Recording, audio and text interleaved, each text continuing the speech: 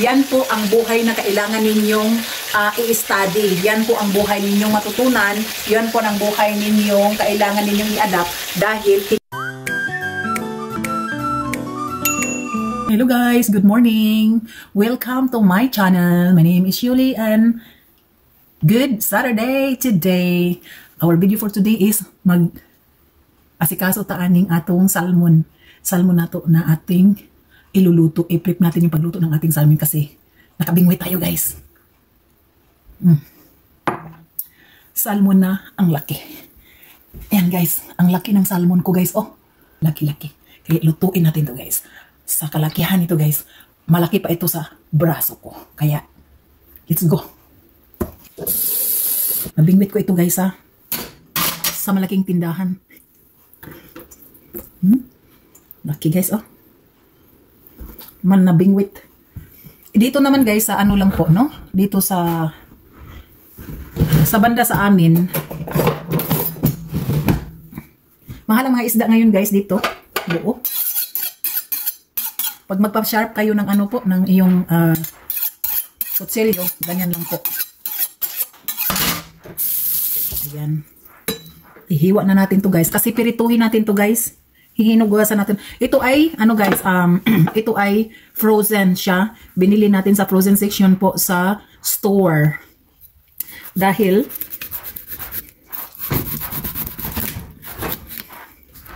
magluto tayo ng isda today. Yan today. Kasi nga magsiselebrate daw kami sa aking, sa aking birthday. Yan.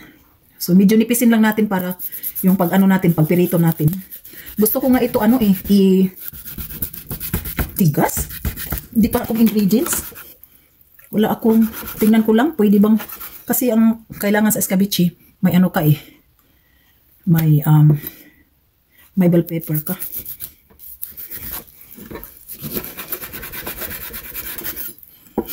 Ayan. Siya, tigas siya.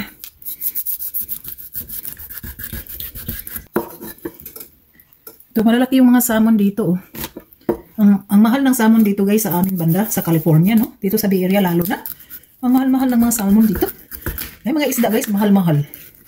Pero sa bagay, sa Pilipinas, mahal na rin din ang mga isda sa Pilipinas. Ito.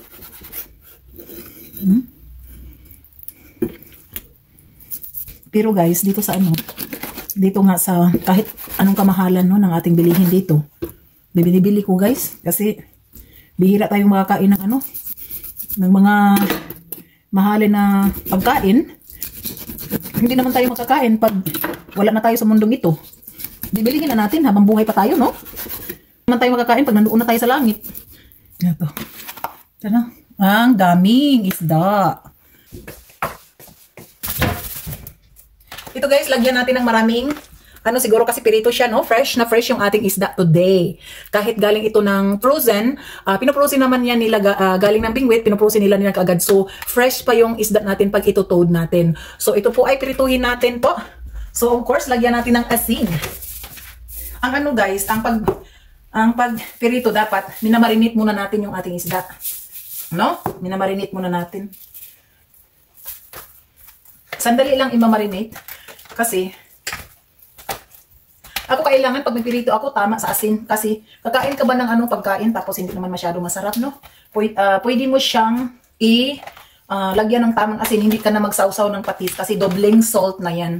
So, yung asin naman, kasi iodized salt naman yan, pwede mo siyang talagang, lagyan mo na ng tama ng asin. Kasi, para hindi ka na magsasawsaw-sawsaw dyan.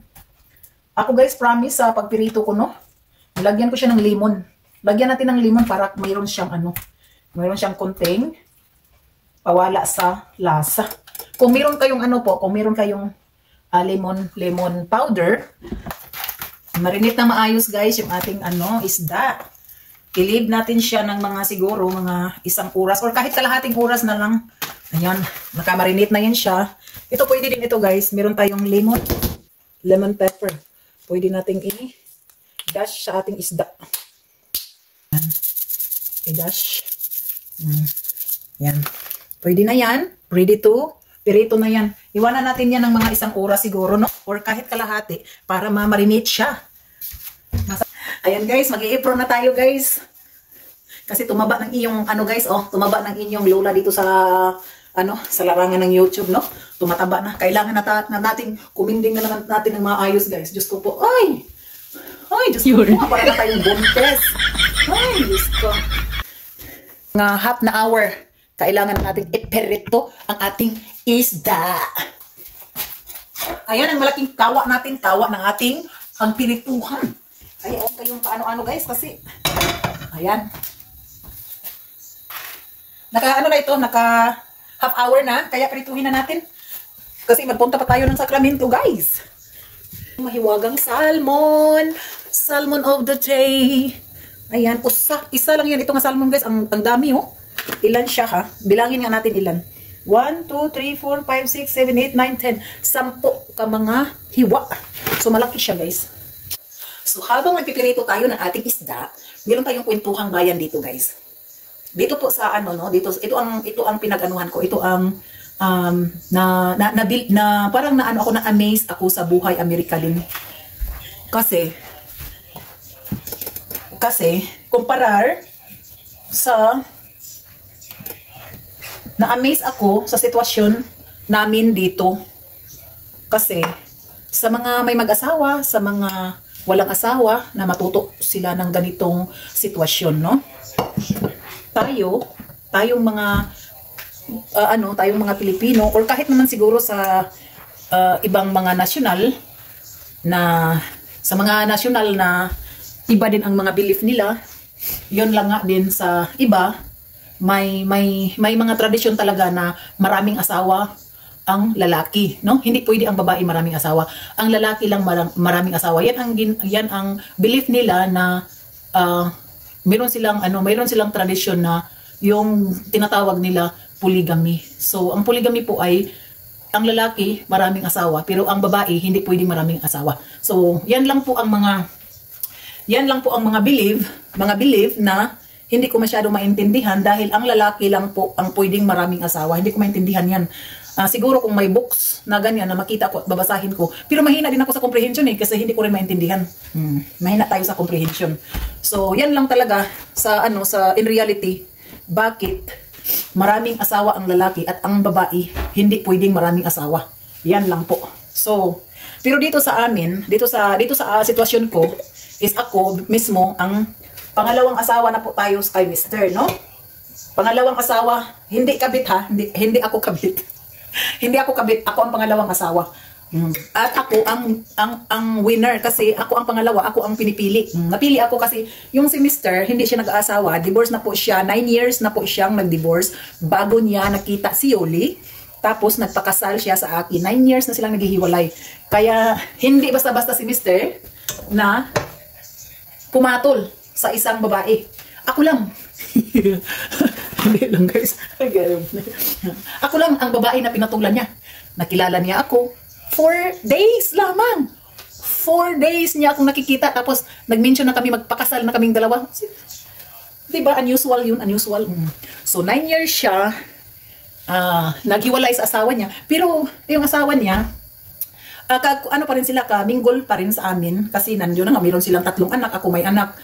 So sila may 3 anak. Yung mga anak may 2 babae at saka 1 lalaki. So yung mga anak nila, mayroon ng mga asawa. Yung mga anak nila, mayroon ng 2 anak sa isa-isa. So mayroon kaming 6 na apo. Instant akong nagiging lula sa kay Mr., no?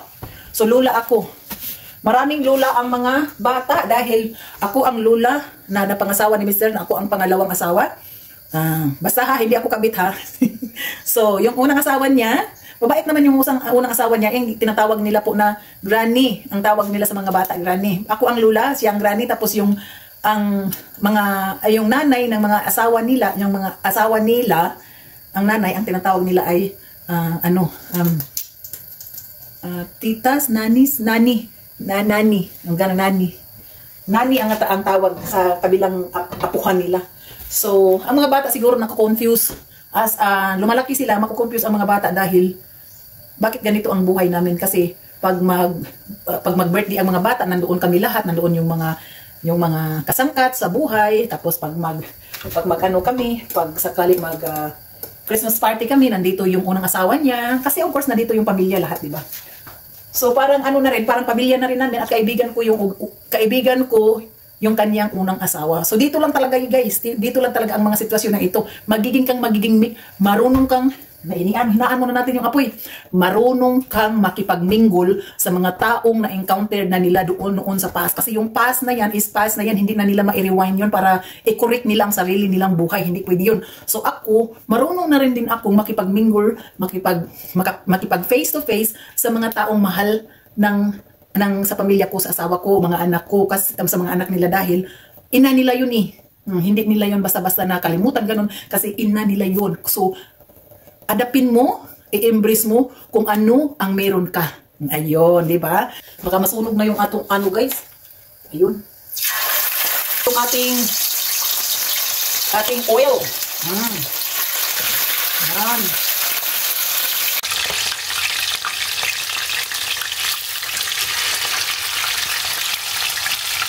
Yung oil na po ay gamit na yung oil natin guys. Pwede natin refry yung ating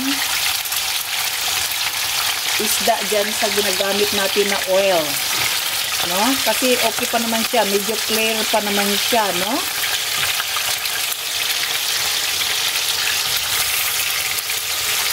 Ayan. So, makinig kayo sa akin. Yan po ang buhay na kailangan ninyong i-study. Yan po ang buhay ninyong matutunan. Yan po ang buhay ninyong kailangan ninyong i-adapt dahil kinakailangan para kayo walang gulo. Diba? Para masaya kayo, para masaya ang lahat. I-adapt ninyo kung ano ang meron kayo. Katulad ko, no? Hindi ko naman kayo, yun bang sabihin nyo, kasi madali lang sabihin sa'yo, ganun. Hindi madali kasi face to face ko yung unang asawa niya, di ba? So, yan dyan lang sa inyo guys. Kaya pipilito muna tayo ng ating isda sa ating paglalakbay ng ating mga kwentuhang bayan.